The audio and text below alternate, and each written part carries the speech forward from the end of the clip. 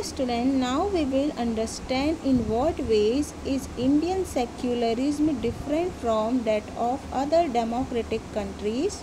For example, the First Amendment of the US Constitution, the legislature cannot declare any religion as the official religion, nor can they give reference to one religion. In the USA, the separation between state and religion means that neither the state nor religion can interfere in the affairs of one another. Student, there is one significant way in which Indian secularism differs from the dominant understanding of secularism as practiced in the United States of America.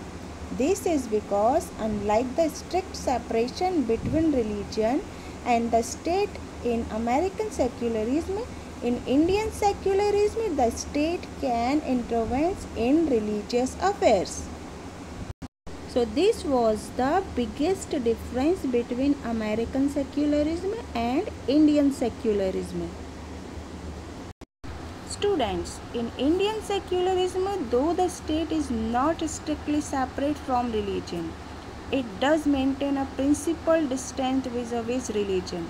This means that any interference in religion by the state has to be based on the ideals laid out in the Constitution. The Indian state is secular and works in various ways to prevent religious domination. The Indian Constitution guarantees fundamental rights that are based on these secular principles. So these all were about the Indian secularism.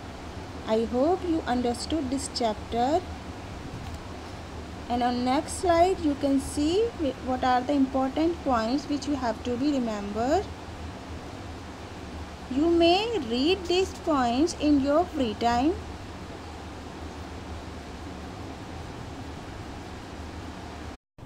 So students, now I am going to sum up this chapter through the explanation of location of Indian state on this political map of India.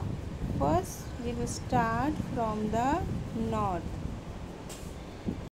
Jammu Kashmir, Himachal Pradesh, Uttarakhand, Punjab, Haryana and Uttar Pradesh are the northern state of India. Now from east,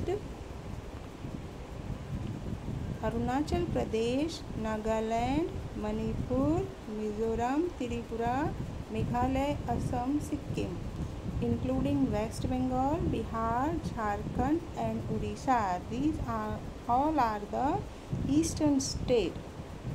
Chhattisgarh is located in center east of India and Madhya Pradesh is located in central India.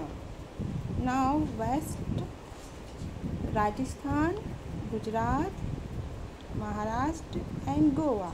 These four states are called the western states of India. Now at last,